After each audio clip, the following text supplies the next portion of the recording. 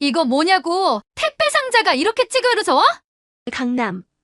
고급 빌라 현관에서 울려 퍼진 날카로운 목소리는 오후의 고요함을 깨뜨렸습니다. 최미경은 명품 가방을 든 손으로 택배 상자를 가리키며 눈을 부라렸죠. 그녀의 시선은 마치 벌레를 보듯 택배 기사를 훑어내렸습니다.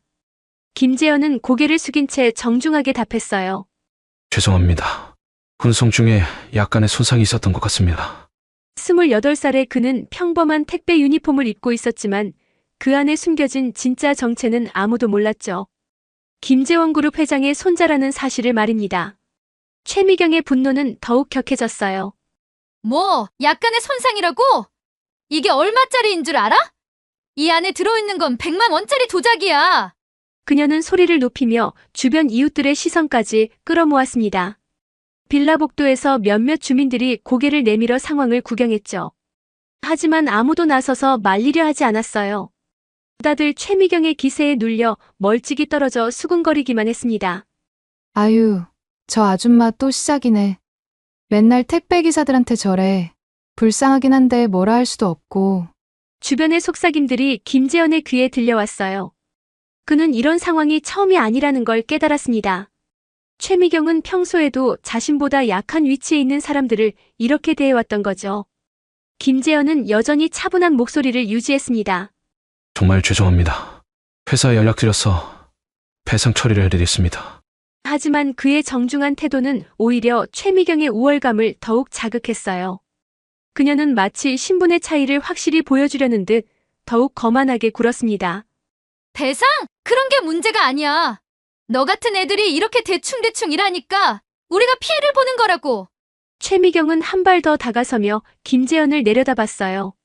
나이도 어린 게 제대로 배우지도 못하고 나와서 이런 식으로 일하면 어떡해?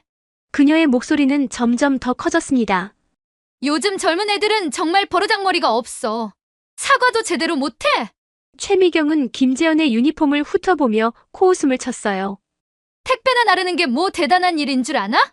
머리 쓸 일도 없는 허드레실 주제에. 김재현의 주먹이 잠시 굳어졌지만 그는 깊게 숨을 들이마시며 자제했습니다. 할아버지 김재원 회장이 내린 특별한 과제를 수행 중이었거든요. 현장에서 직접 일하며 사회 모든 계층의 사람들을 이해하라는 명령이었죠. 특히 권력과 돈으로 다른 사람을 함부로 대하는 이들의 민낯을 직접 경험해보라는 뜻깊은 가르침이었습니다. 최미경은 계속해서 모욕적인 말들을 쏟아냈어요. 이런 식으로 일해서 한 달에 얼마나 벌어? 100만 원도 안 되지? 우리 남편은 한 달에 500만 원씩 벌어와. 그것도 대기업에서 말이야. 그녀는 자신의 신분을 과시하며 김재현을 더욱 무시했습니다. 앞으로는 더욱 주의하겠습니다. 김재현이 고개를 숙여 인사했지만 최미경은 만족하지 않았어요. 그녀는 이미 이 상황을 즐기고 있었습니다. 자신보다 낮은 사람에게 우월감을 과시할 수 있는 절호의 기회였거든요. 주의한다고 되는 게 아니야. 너 같은 애들 때문에 우리가 스트레스 받는단 말이야. 최미경의 목소리는 빌라 전체에 울려 퍼졌습니다. 다음에 또 이런 식이면 너희 회사에 정식으로 클레임 넣을 거야. 우리 남편이 어떤 사람인지 알아? 도대체 이 갑질 사모님은 택배기사가 누구인지도 모른 채 얼마나 더 모욕을 가할까요? 그리고 그녀의 남편이 다니는 회사가 바로 김재현의 할아버지. 소유라는 사실을 알게 되면 어떤 일이 벌어질까요? 이 이야기가 궁금하다면 구독과 좋아요 버튼을 꾹 눌러주세요. 그날 저녁 김재현은 강남에서 멀지 않은 원룸으로 돌아왔습니다. 28살의 그는 김재원 그룹 회장의 유일한 손자였지만 지금은 평범한 택배기사의 삶을 살고 있었어요. 할아버지가 내린 특별한 미션 때문이었죠. 김재원 회장은 손자에게 말했었습니다. 재현아, 진짜 리더가 되려면 밑바닥부터 경험해야 한다. 사람들이 어떻게 살아가는지, 특히 힘없는 사람들이 어떤 대우를 받는지 직접 느껴봐야 해. 그래서 김재현은 가명을 쓰고 택배회사에 취업했던 거예요. 처음 한 달간은 단순히 힘든 육체 노동에만 집중했어요. 하지만 시간이 지날수록 김재현은 더 깊은 문제를 발견하기 시작했습니다. 사람들의 시선과 태도가 직업에 따라 완전히 달라진다는 사실이었죠. 고급 아파트나 빌라에 갈수록 그 차이는 더욱 극명했습니다. 오늘 만난 최미경 같은 사람들이 그 대표적인 예였어요. 그녀는 김재현을 한 번도 같은 인간으로 대하지 않았습니다. 그저 자신보다 낮은 계층의 사람 함부로 대해도 되는 존재로만 봤죠. 김재현은 샤워를 하면서도 오늘 있었던 일이 머릿속을 맴돌았어요. 우리 남편이 어떤 사람인지 알아? 최미경의 마지막 말이 계속 귓가에 울렸습니다. 그녀는 남편의 지위를 이용해 다른 사람들을 누르려 했어요. 하지만 정작 그 남편이 다니는 회사가 김재현의 할아버지 소유라는 건 꿈에도 모르고 있었죠. 김재현은 휴대폰을 들어 할아버지에게 전화를 걸었어요. 할아버지, 안녕하세요. 오늘도 배송 업무 마쳤습니다. 김재원 회장의 따뜻한 목소리가 들려왔습니다. 수고했다. 어떤 일들이 있었지? 김재현은 오늘 있었던 최미경과의 일화를 자세히 설명했어요. 할아버지는 조용히 들으시더니 말씀하셨습니다. 그런 사람들이 있구나. 혹시 그분 남편이 어디서 일하는지 들었나? 김재현은 정확히 기억하지 못한다고 답했어요. 내일부터는 더 주의 깊게 관찰해보거라. 사람의 진짜 모습은 여러 번 만나봐야 정확히 알 수 있단다. 할아버지의 조언에 김재현은 고개를 끄덕였어요. 그리고 내일 또 그 빌라에 배송이 있다는 사실을 떠올렸습니다. 최미경이 주문한 또 다른 택배가 있었거든요. 김재현은 내일은 어떤 일이 벌어질지 궁금했습니다. 그리고 동시에 각오를 다졌어요. 할아버지의 가르침대로 끝까지 인내하며 사람들의 민낯을 제대로 관찰해보겠다고 말이죠. 그날 밤 김재현은 오랫동안 잠들지 못했어요.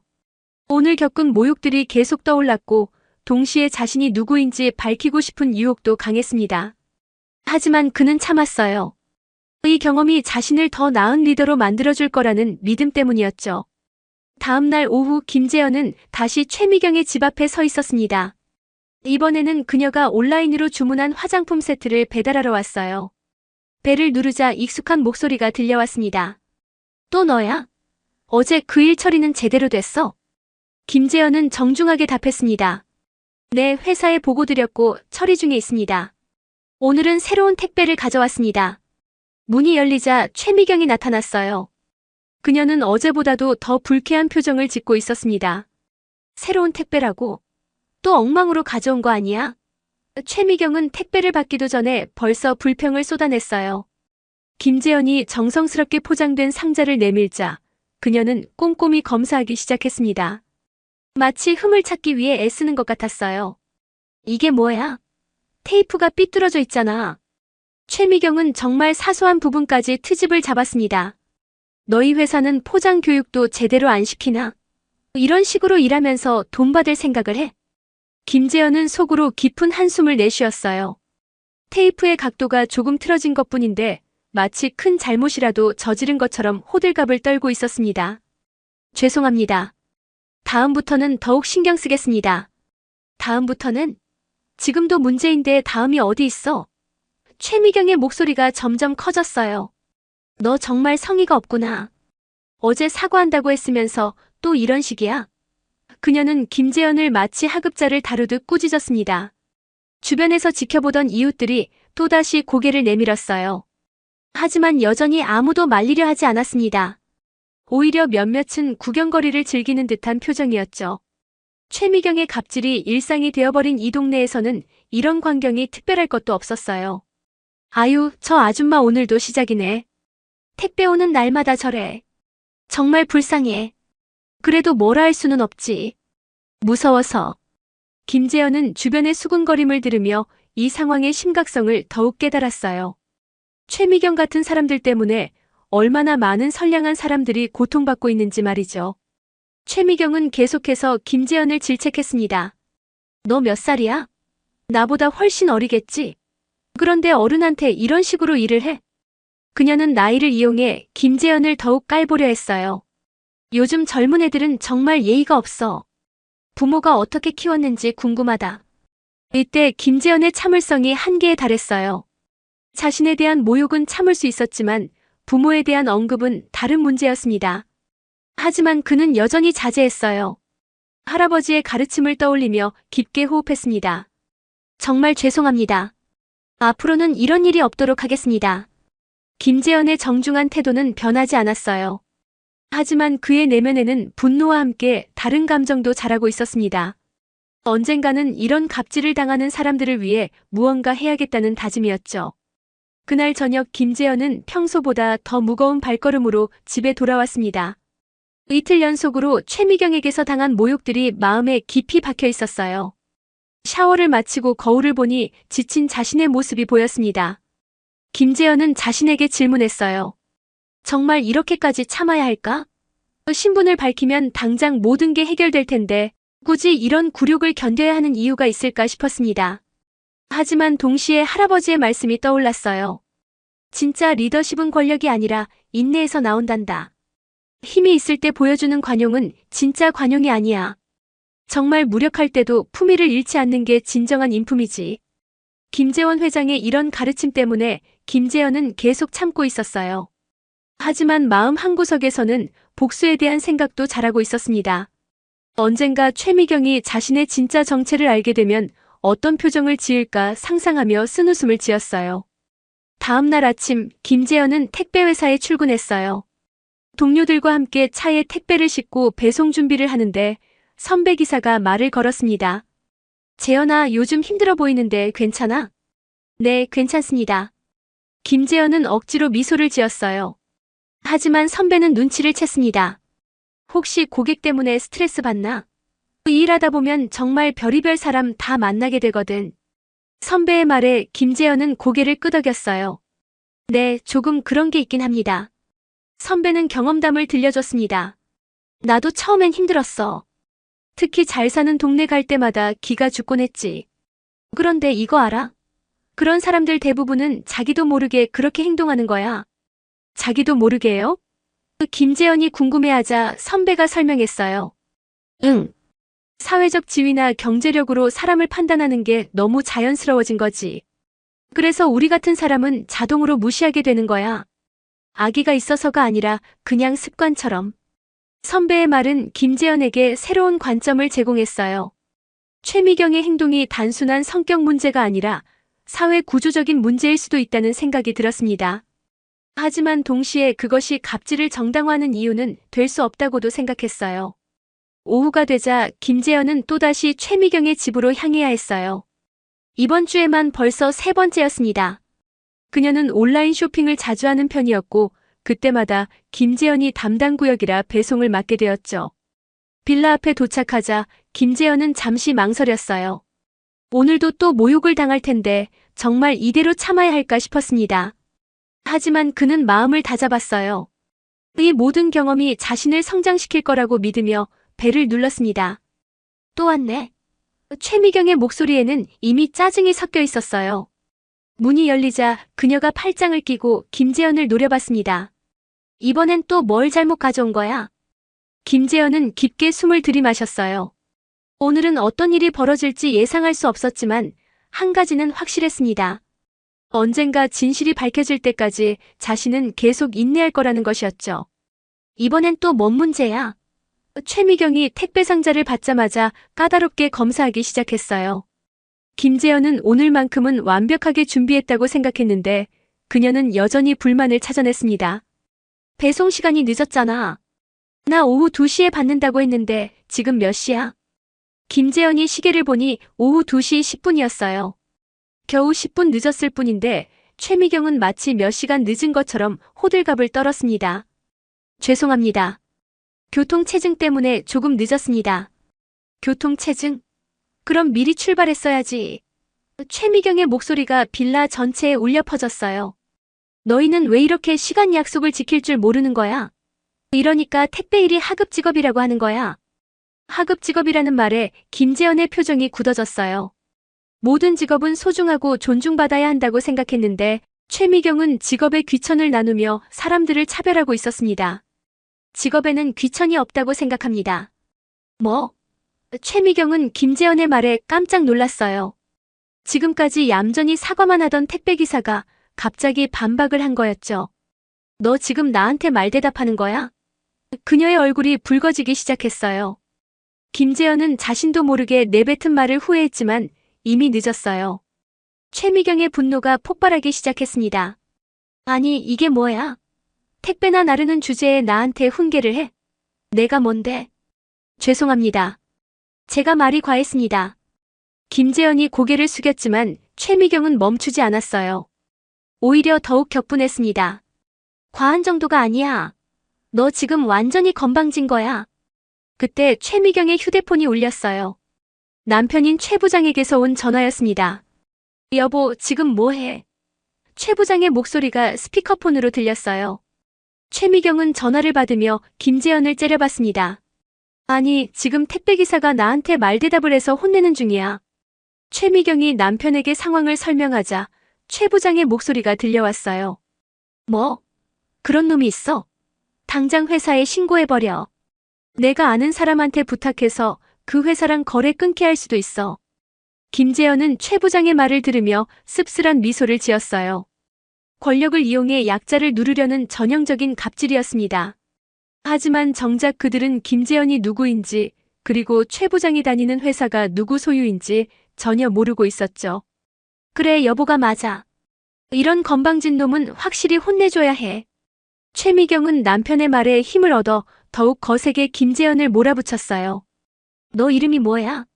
사원번호는? 당장 신고할 거야. 김재현이 정중하게 자신의 정보를 알려주자 최미경은 휴대폰으로 사진까지 찍기 시작했어요. 너 각오해. 우리 남편이 어떤 사람인지 곧 알게 될 거야. 김재원 그룹 계열사에서 부장으로 일하시거든. 김재원 그룹이라는 말에 김재현의 눈빛이 변했어요. 드디어 최 부장이 자신의 할아버지 회사 직원이라는 사실이 확인된 거였습니다. 하지만 김재현은 여전히 침묵을 유지했어요. 때가 되면 모든 게 밝혀질 테니까 말이죠. 김재원 그룹 알아? 이 나라에서 손가락 안에 드는 대기업이야. 최미경은 자랑스럽게 말했어요. 우리 남편 한마디면 너 같은 택배회사는 순식간에 망할 수 있어. 그녀는 자신이 얼마나 무서운 말을 하고 있는지 전혀 모르고 있었습니다. 그날 밤 김재현은 할아버지에게 전화를 걸었어요. 할아버지, 중요한 이야기가 있습니다. 김재원 회장은 손자의 진중한 목소리를 듣고 관심을 가졌습니다. 무슨 일이야? 김재현은 최미경과 최 부장에 대한 모든 이야기를 자세히 설명했어요. 특히 최 부장이 김재원 그룹 계열사 직원이라는 사실과 권력을 이용해 갑질하려 한다는 부분을 강조했습니다. 흥미롭구나. 김재원 회장의 목소리에 묘한 감정이 섞여 있었어요. 최 부장이라고 했지? 어느 계열사에서 일한다고 했나? 김재현이 들은 내용을 그대로 전하자 할아버지는 잠시 생각에 잠겼습니다. 내일부터는 좀 더 적극적으로 임해보거라. 할아버지의 말에 김재현이 의아해했어요. 어떤 뜻이신가요? 김재원 회장은 의미심장하게 웃으며 답했습니다. 곧 알게 될 거다. 일단 내일도 평소처럼 배송을 가보거라. 다음 날 아침 김재현은 평소보다 일찍 회사에 도착했어요. 그런데 택배회사 사장이 직접 그를 찾아왔습니다. 김재현 씨, 오늘 특별한 배송건이 있어요. VIP 고객이라서 각별히 신경 써서 배송해주세요. VIP 고객이요? 김재현이 궁금해하자 사장이 설명했어요. 김재원 그룹에서 특별히 요청한 건이에요. 강남 쪽 고급 빌라로 배송하는 거라서 실수 없이 해주세요. 김재현은 내심 놀랐어요. 할아버지가 무언가 계획을 세우고 계신 것 같았거든요. 오후가 되자 김재현은 익숙한 최미경의 집 앞에 섰어요. 하지만 오늘은 뭔가 달랐습니다. 평소보다 더 많은 택배 상자들이 있었고 모두 김재원 그룹 로고가 선명하게 새겨져 있었어요. 벨을 누르자 최미경이 나타났어요. 또 너야? 오늘은 뭘 가져온 거야? 하지만 택배 상자들을 보자 그녀의 표정이 변했습니다. 이거 우리가 주문한 게 아닌데? 김재원 그룹에서 보낸 특별 배송입니다. 김재원이 말하자 최미경의 눈이 커졌어요. 김재원 그룹이라고? 우리 남편 회사에서? 그녀는 급히 휴대폰을 꺼내 남편에게 전화를 걸었습니다. 여보, 김재원 그룹에서 택배가 왔는데 이게 뭐야? 그 전화 너머로 최 부장의 당황한 목소리가 들렸어요. 뭐라고? 김재원 그룹에서? 나도 모르는 일인데? 그는 회사에서 확인해보겠다고 했어요. 잠시 후 최 부장에게서 다시 전화가 왔어요. 여보, 큰일 났어. 인사팀에서 나한테 당장 오라고 해. 뭔가 문제가 생긴 것 같아. 최미경의 얼굴이 창백해지기 시작했습니다. 김재현은 택배 상자들을 정리하며 침착하게 말했어요. 수령인 확인이 필요합니다. 신분증을 보여주세요. 최미경은 어리둥절한 상태로 신분증을 꺼냈어요. 김재현은 그녀의 정보를 확인한 후 배송 완료 처리를 했습니다. 그런데 이 택배들은 도대체 뭐야? 최미경이 물었지만 김재현은 단지 미소만 지었어요. 곧 아시게 될 겁니다. 그의 말에는 묘한 여유가 있었습니다. 그때 최미경의 휴대폰이 또 울렸어요. 남편인 최 부장이었습니다. 여보, 나 지금 인사팀에 와 있는데 정말 이상한 일이 벌어지고 있어. 뭔가 조사를 받는 것 같아. 최 부장의 목소리에는 불안감이 가득했어요. 김재현은 택배차로 돌아가면서 할아버지에게 문자를 보냈어요. 배송 완료했습니다. 곧 할아버지에게서 답장이 왔습니다. 수고했다. 이제 마지막 단계만 남았구나. 다음 날 아침 최 부장은 평소보다 일찍 회사에 도착했어요. 어제 인사팀에서 받은 호출 때문에 밤새 잠을 이루지 못했거든요. 인사팀장이 그를 개별 면담실로 불렀을 때 최 부장의 가슴은 불안으로 뛰고 있었습니다. 최 부장님 앉으세요. 인사팀장의 표정이 심각했어요. 사실 중요한 이야기가 있어서 불렀습니다. 책상 위에는 여러 서류들이 놓여 있었는데 그 중에서 최 부장의 시선을 끈 것은 자신의 인사기록부였습니다. 혹시 최근에 가족분이 택배기사와 문제를 일으킨 적이 있나요? 인사팀장의 질문에 최 부장은 깜짝 놀랐어요.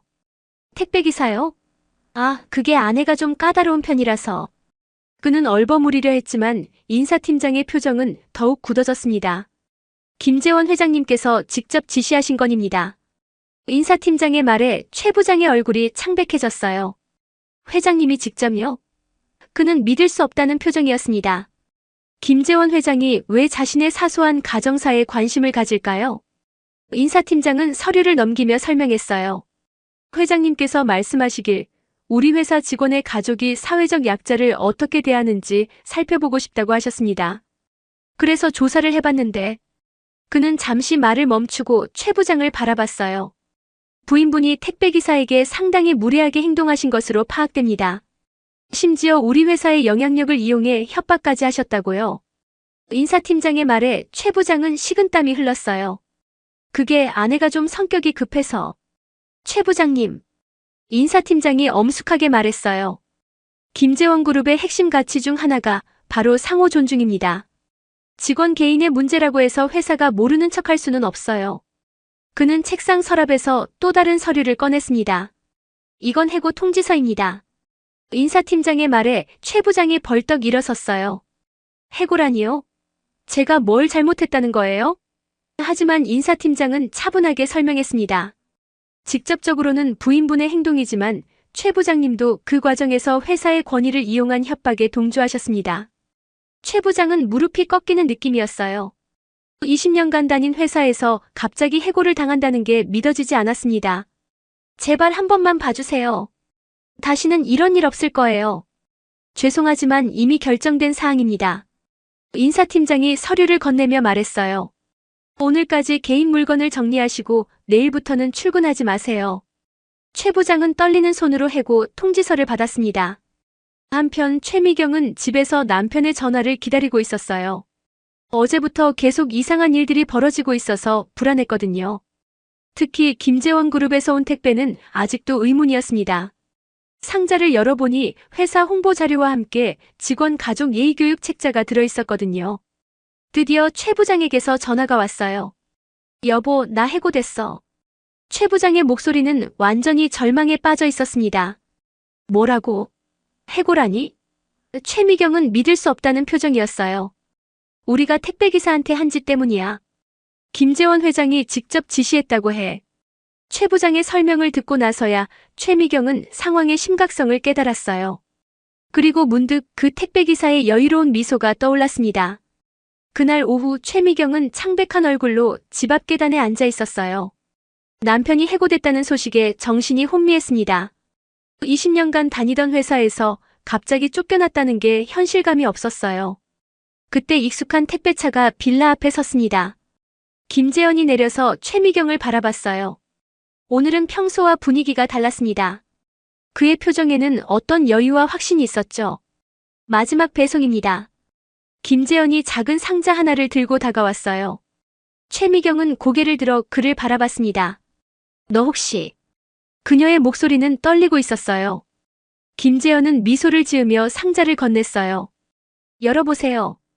최미경이 떨리는 손으로 상자를 열자 안에는 명함 한 장이 들어있었습니다. 김재현 마이너스 김재원그룹 전무이사 겸 후계자라고 적혀 있었죠. 최미경의 얼굴이 새하얗게 변했어요. 이게 무슨... 그녀는 명함을 보고 또 보며 믿을 수 없다는 표정을 지었습니다. 그동안 자신이 갑질했던 택배기사가 바로 김재원그룹의 후계자였다는 사실이 머리에 들어오지 않았어요. 지난 며칠간 정말 좋은 경험을 했습니다. 김재현의 목소리는 여전히 정중했어요. 덕분에 사회의 여러 모습을 볼 수 있었죠. 그는 택배 유니폼을 벗으며 정장 재킷을 꺼내 입었습니다. 최미경은 무릎을 꿇고 말했어요. 죄송합니다. 정말 죄송합니다. 제가 몰랐어요. 그녀의 목소리는 울음에 젖어 있었습니다. 하지만 김재현은 그녀를 일으켜 세우며 말했어요. 일어나세요. 무릎 꿇을 필요 없습니다. 김재현의 태도는 지금까지와 똑같이 정중했어요. 다만 앞으로는 모든 사람을 존중하며 살아가시길 바랍니다. 직업이나 사회적 지위로 사람을 판단하지 마세요. 최미경은 눈물을 흘리며 고개를 끄덕였어요. 네. 정말 잘못했습니다. 남편 일자리만은 다시 생각해주세요. 하지만 김재현은 고개를 저었습니다. 그건 할아버지께서 결정하신 일입니다. 다만 이것만은 확실히 하죠. 앞으로 다른 사람들에게는 이런 갑질을 하지 마세요. 김재현은 택배차에 오르며 마지막으로 말했어요. 모든 직업은 소중하고 모든 사람은 존중받을 자격이 있습니다. 택배차가 사라진 후 최미경은 한동안 그 자리에 서 있었어요. 자신이 얼마나 어리석었는지 그리고 얼마나 많은 사람들에게 상처를 줬는지 깨닫는 순간이었습니다. 며칠 후 동네 사람들은 최미경이 완전히 달라진 모습을 보게 됐어요. 택배기사나 배달원들에게 정중하게 인사하고 항상 감사하다는 말을 잊지 않았죠. 비록 남편은 직장을 잃었지만 그녀는 더 소중한 것을 얻었습니다. 사람을 사람으로 대하는 진정한 인간성을 말이죠. 김재현은 이 경험을 통해 할아버지의 가르침을 깊이 이해하게 됐어요. 진정한 리더십은 권력이 아니라 모든 사람을 존중하는 마음에서 나온다는 것을 말입니다. 그리고 그는 앞으로 김재원그룹을 이끌어갈 때 이 교훈을 절대 잊지 않기로 다짐했어요. 모든 사람은 존중받을 자격이 있고 진정한 품격은 약한 사람을 어떻게 대하느냐에서 드러난다는 교훈을 남기며 이야기는 마무리됩니다. 이런 뜻깊은 이야기가 마음에 드셨다면 구독과 좋아요로 응원해주세요. 여러분의 소중한 댓글도 기다리고 있습니다.